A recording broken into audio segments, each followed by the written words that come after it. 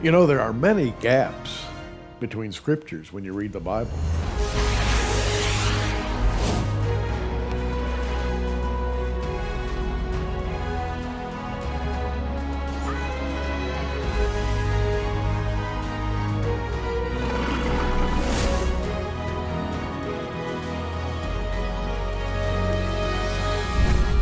But here to talk with me about one that you may not have thought of is author and lecturer Bill Salus. Hi, Bill. Gary, it's great to be back on your program. And it's great to talk to you about a gap. And a lot of people have not thought about the particular gap that we're going to speak of today. It's a gap in our future. That is to say, in the future of planet Earth. We're going to be gone, who knows when, but hopefully very soon, in the rapture of the church. What happens right after that? The day after that? Bill's done a lot of thinking about what happens after the rapture of the church, and that's what we're going to talk about today.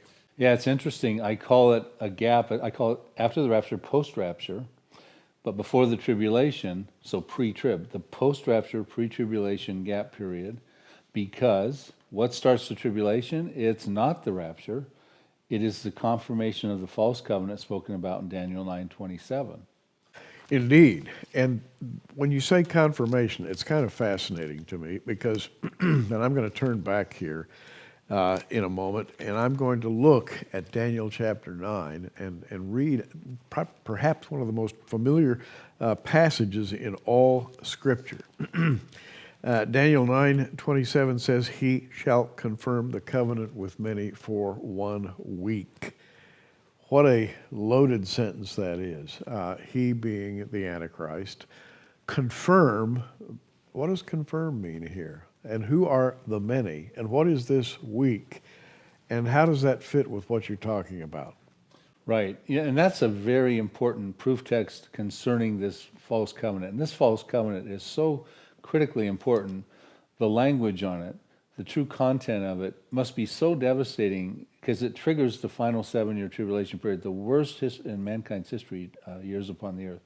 And Daniel 9 gives us some important information, but it doesn't give us the whole story. A lot of people relate to that primarily, but they need to also look at Isaiah 28, verses 15 and verses 18, which gives us more details about that covenant. But that is the covenant that starts the tribulation. So when the rapture happens, in the twinkling of an eye, in that same split second, people will be left behind, people that we know and love who, and you know who I'm talking about, it could be a family member, a spouse, someone in your sphere of influence, a coworker, who has not accepted Jesus Christ. Therefore, they won't be raptured, and they're going to be plunged into a perilous gap period. Isaiah 28 pronounces woe upon Israel. And the reason for it is because the people have said, we've made a covenant with death. Isaiah 28:15 says, you have said, we've made a covenant with death, and with hell are we at agreement. How can you make a covenant with death and hell? And how does this tie into the other covenant that we just looked at in Daniel chapter 9? Mm-hmm. Right, so here's the other accompaniment of these verses. Daniel said that the Antichrist will confirm the covenant. Kind of like what Bill Clinton did between Israel and Jordan. He confirmed a covenant to guarantee Israel's security because they've been in wars with Jordan in the past. So we've got a guy here who Israel's going to trust, and some other party who Isaiah is saying is death and Sheol, that these parties will trust this Antichrist. We've got to put a face on death and Sheol, of course, and that sort of thing. But the motivation is always also discussed by Isaiah. What does Isaiah say they're motivated? They're trying to avoid.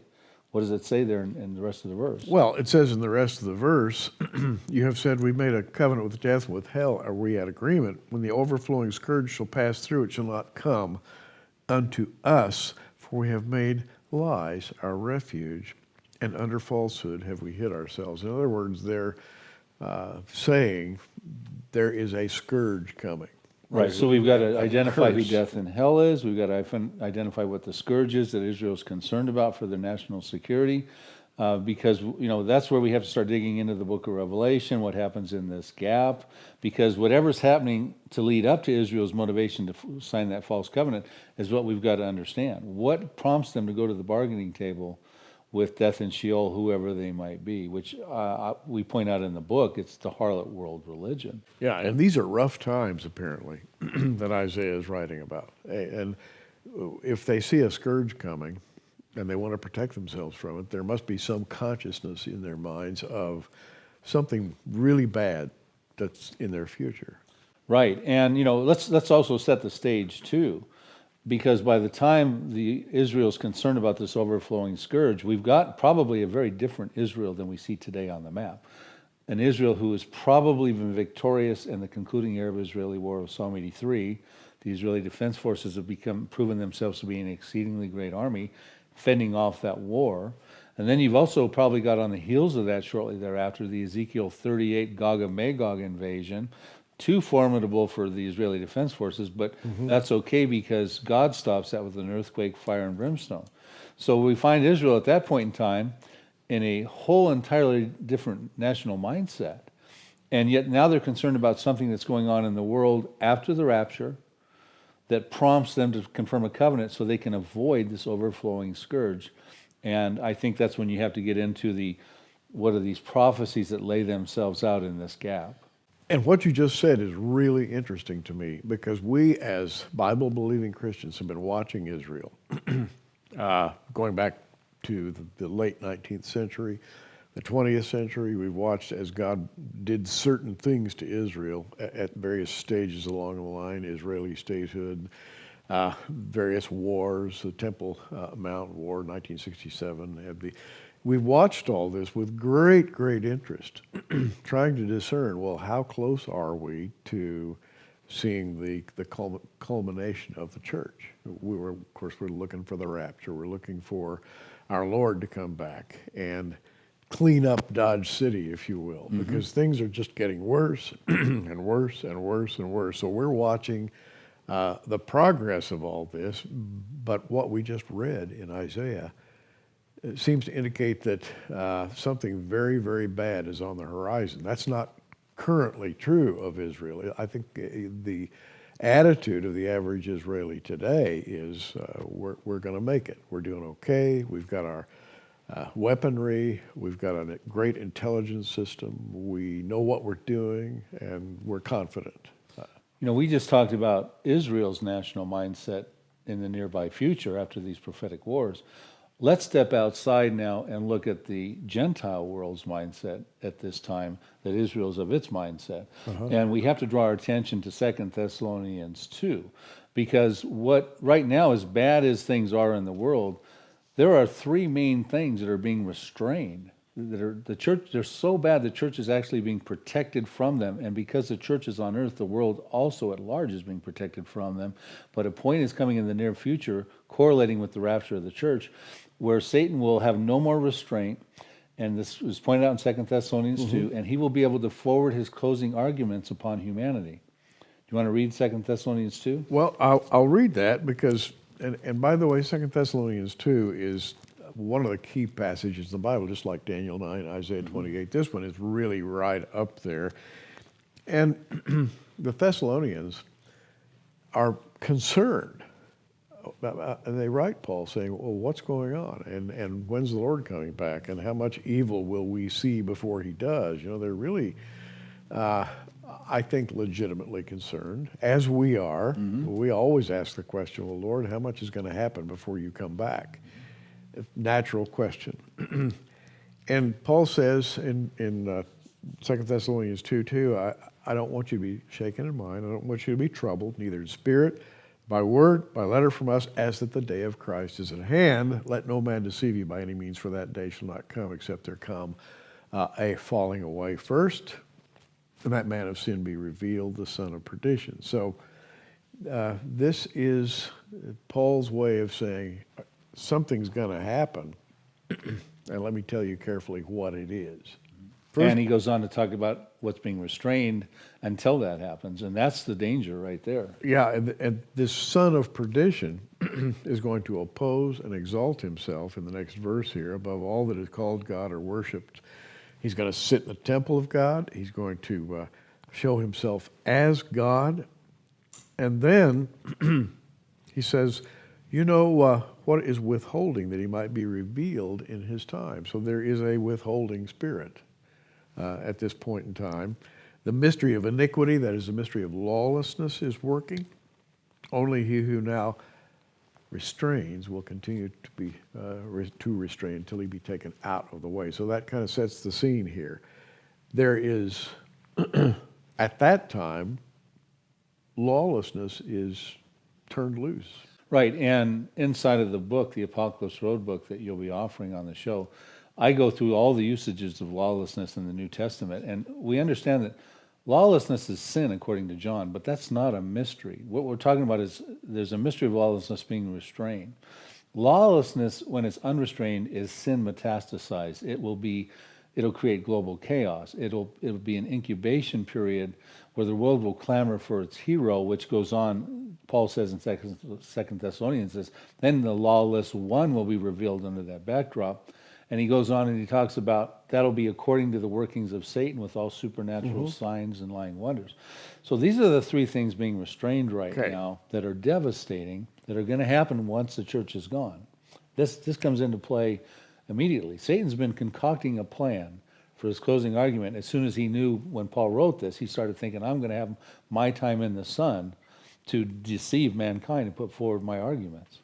And Israel at that time, and I think Isaiah 28 speaks to this, Israel is going to say, wait a minute, we've got to save ourselves. What are we going to do? And they do the wrong thing. Right, and so what's interesting to me, because when we talk about this gap after the rapture, before the tribulation, we don't have a specified time frame, just like we had no specified time frame on the church age. It'll probably last for several years when you look at the events that will more than likely fit into them. So for instance, the church is raptured, and we would see that as a picture of us in heaven in Revelation chapter 4 and 5. You and I have talked about this on past shows. And what happens? Well, Revelation 6 happens, the scroll gets open, and the first thing Satan does without restraint is the lawless one now comes on the scene, and that's the Antichrist of the white horseman. Now he's on there, and it says he's coming out conquering and to conquer. He's going to start to embark upon his threefold campaign, which will take a little bit of time. He's going to become a political persona that Israel will trust to confirm a covenant. He's going to be a military leader because he goes to wars in Daniel 11. But he's also going to be a superior religious leader because ultimately in Revelation 13 he's going to put his system of worship together, the mark of the beast, etc.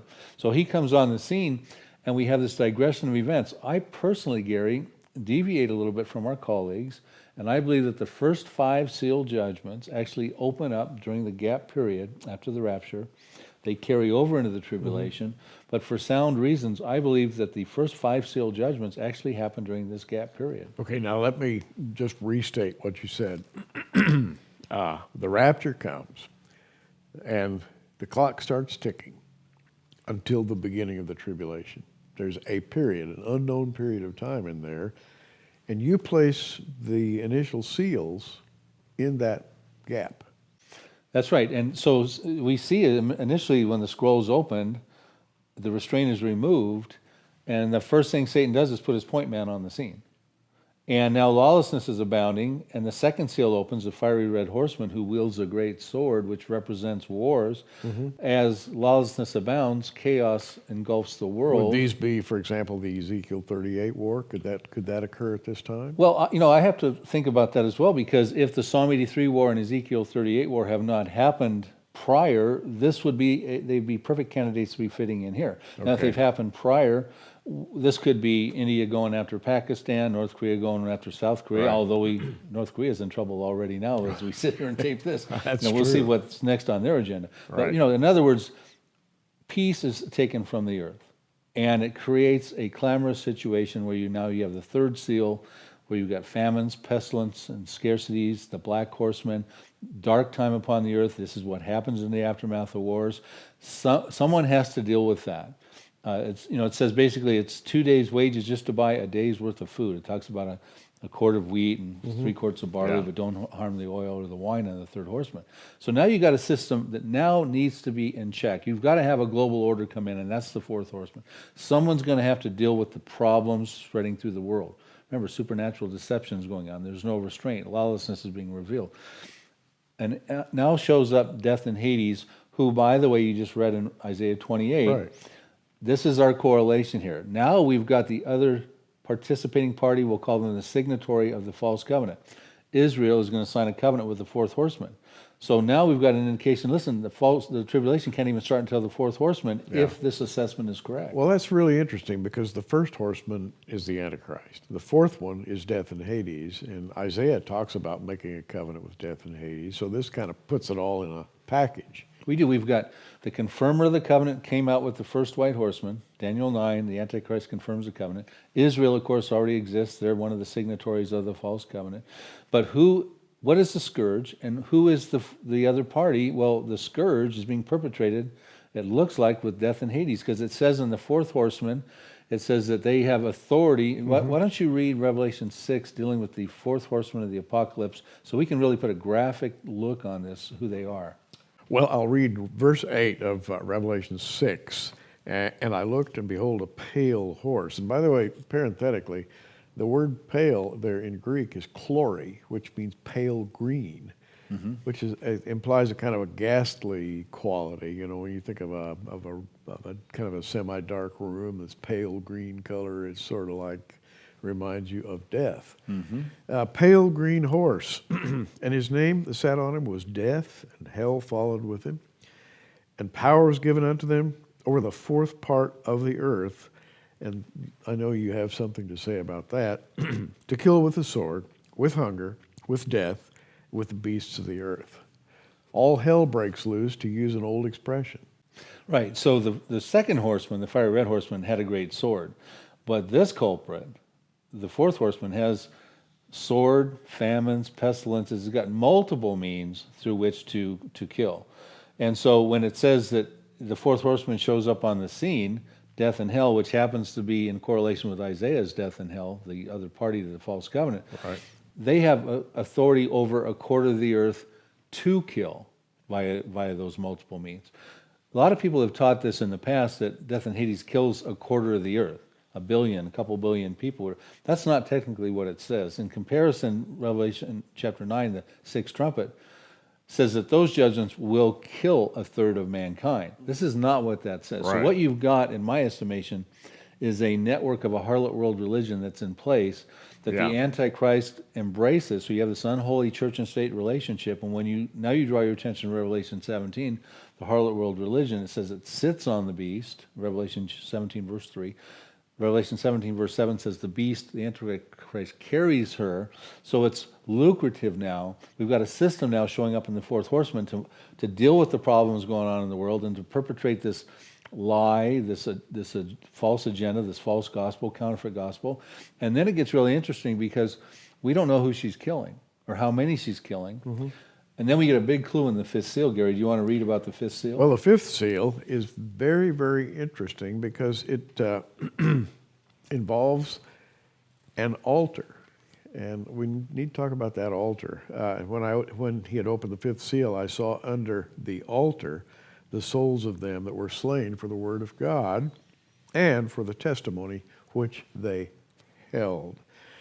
And then, this is very key in the 10th verse, and they cried with a loud voice, saying, How long, O Lord, holy and true, dost thou not judge and avenge our blood on them that dwell on the earth? So you really have a couple of things there. You have the altar and the question, How long, O Lord? And so we have to put this into perspective. They are being martyred for their faith and their testimony in Jesus Christ. And they're already slain, and they're under the altar. And so these are people who become believers after the rapture, because now we're dealing with the post-rapture, pre-tribulation gap period. So and again, if the rapture would happen today, folks, these would be people that you probably know right now and who have not become believers yet. And hopefully they'll become a believer shortly thereafter. But unfortunately now they find themselves perhaps falling into the fifth seal category. And so they are slain for their faith. But they ask that provocative question, not out of ignorance, but how long, O Lord, until you will avenge our blood on the culprit, death and Hades, that has just slain us? And that tells me, Gary, that they have not been slain during the tribulation period. The false covenant has not been confirmed yet. That starts the 7-year tribulation period. Because if so, these people would be able to actually calendar the days. They would know how long. They would not need to ask that question. It would seem like a necessary question. So how long, O Lord, till you avenge our blood is really the question. How long until what? Confirmation of the false covenant. Because once the confirmation of the false covenant happens, you got 7 years left to nullify the need to even know how long, because now you know. So at this point in time then, according to your way of thinking, that covenant has not been signed. Not up to that point. Because it is the signing of the covenant that definitely starts the clock ticking on the 7 years. Right, so you have Israel's in place now by the time of the fifth seal saints. The confirmer of the covenant, the Antichrist, is on the scene, first white horseman. The other signatory participating party, death and Sheol, who's sweeping through the earth with an overflowing scourge, and people who dissent from her are being killed like the Christians. And this is a harlot world religion. In Revelation 17:6, it says, she is drunk with the blood of the saints and the martyrs of Jesus, and the Jews don't want it to read, drunk with the blood of the saints, the martyrs of Jesus, and the blood of the Jews. So they're going to say, we need to sign this politically expedient deal with this harlot. And the reason they sign that is because they have purposes. They want to build their temple, and in so doing, they will hasten the coming of the Messiah. They don't believe that Jesus was the Messiah. They think that when they build the temple, he will come. And when he comes, he'll deal with that problem. They're not believing in the harlot. They're going to want to reinstate their Mosaic law. The fifth seal saints aren't believing in the harlot's gospel, and they're dying for their faith. So you got this dynamic going on with the Jews, the general Gentile world, spirited by the harlot, being fueled by the Antichrist and the political system. And then you got the believers. And it's a period of martyrdom, and the Jews don't want to be part of that period of martyrdom. And so they make a covenant with the wrong people. That's right. And what does Isaiah 28 verse 18 say? He goes on to say that that covenant is going to be annulled. Well, I'll have to go back and just read that. And your covenant with death shall be annulled. Mm-hmm. And your agreement with hell shall not stand. Mm-hmm. Well, those are harsh words when you really stop and look at them. When the overflowing scourge shall pass through, then ye shall be trodden down by it. And there we have that scourge. Well, there's two phases of the overflowing scourge, Isaiah 28 verse 15, which you read, and Isaiah 28 verse 18. Israel is trying to avoid the initial phase of the overflowing scourge being perpetrated by the harlot world religion. They sign a covenant. They trust the Antichrist to confirm a covenant between them. The harlot trusts the Antichrist because she's essentially in relationship with him. Remember, she's sitting on the Antichrist. So they come to terms. The Antichrist confirms it. Isaiah is warning that that is going to turn against you, because what will happen is the Antichrist will have the 10 kings desolate the harlot in the mid part of the tribulation. That's in Revelation 17:16. She'll be gone, and then he's going to go into the temple. The abomination of desolation will occur in the Jewish temple, which will exist at that time, and he will abominate it and bring an end to the sacrifices and offerings, and then he's going to try to commit genocide on the Jewish people, we know, in the second half of the tribulation. So what happens is the overflowing scourge now comes into the temple. The harlot's now gone, one of the parties. The Jews are now going to be persecuted. That's why Isaiah is trying to warn them, don't be hasty. He actually says that in the verses of Isaiah 28, verses 16 and 17. Don't be hasty. This is where this is going.